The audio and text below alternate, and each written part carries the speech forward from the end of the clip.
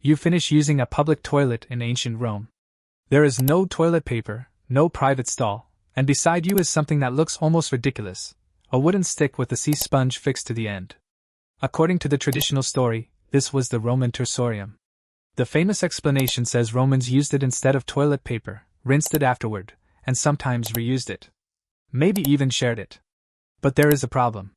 Historians are no longer completely sure that is what the sponge was actually for. So what did ancient Romans really do after using the toilet? To answer that, we have to walk into a Roman public latrine, and it looked nothing like a modern bathroom. Long stone benches could run along the walls, with openings cut into the seats.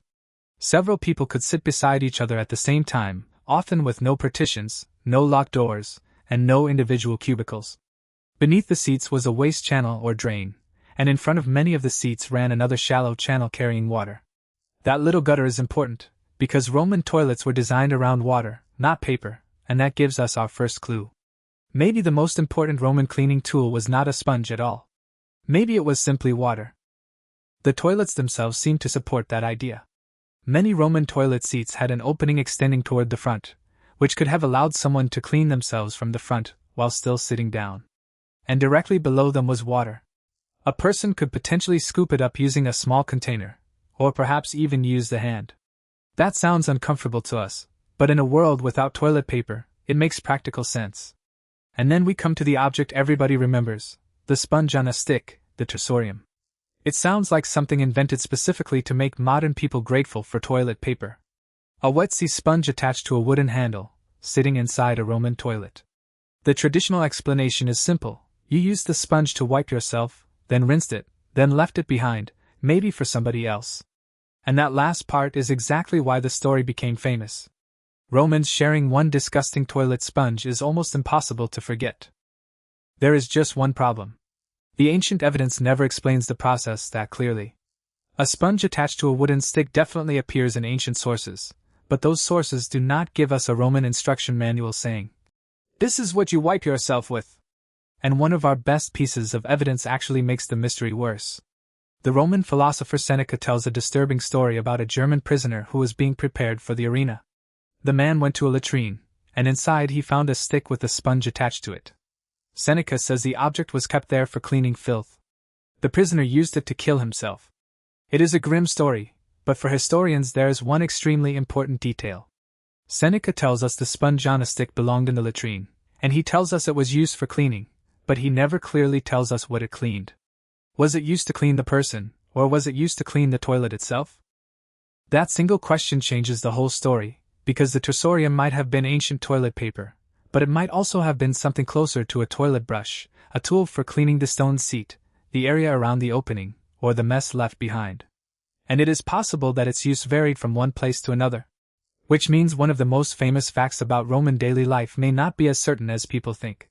Maybe the Romans really did wipe themselves with a sponge on a stick, or maybe we have misunderstood one of Rome's most famous bathroom objects. And if you like finding out what ancient life was actually like, not just repeating the stories everyone knows, subscribe to the channel. There are plenty more myths like this hiding in everyday history. So if the sponge was not necessarily Roman toilet paper, what did they actually use? The strongest clue is sitting right in front of the toilet: water. If Romans could reach running water directly in front of the seat, then washing becomes an obvious possibility. They may have scooped the water with a small vessel, they may have used their hands, and a sponge may also have been involved. Different toilets may have worked differently, and the exact method probably depended on where you were and what facilities were available. So instead of imagining one universal Roman bathroom routine, it may be better to imagine a range of practices centered around one thing: water. And this is where Roman toilets become really interesting. From a distance, Roman sanitation can look incredibly advanced. Aqueducts brought enormous quantities of water into cities, public baths existed across the empire, drains and sewers moved waste away from many buildings, and public latrines could serve multiple people at once. But advanced infrastructure does not automatically mean modern hygiene. A Roman public toilet could still be dirty, crowded, uncomfortable, and full of microorganisms nobody understood. They had engineering. They did not have germ theory. That distinction matters. Because when modern people hear Roman sewer or running water, it is easy to imagine something much cleaner than it really was. A water channel in front of a stone toilet was impressive engineering, but it was not a modern bathroom. And a sponge on a stick was not a roll of toilet paper. So what did ancient Romans actually use instead? The traditional answer is a sponge on a stick, and that answer may still be partly correct, but it is not as certain as it is usually presented. Water almost certainly played an important role. A sponge may have been involved too. Maybe it cleaned the body, maybe it cleaned the toilet, and maybe, in some places, it did both.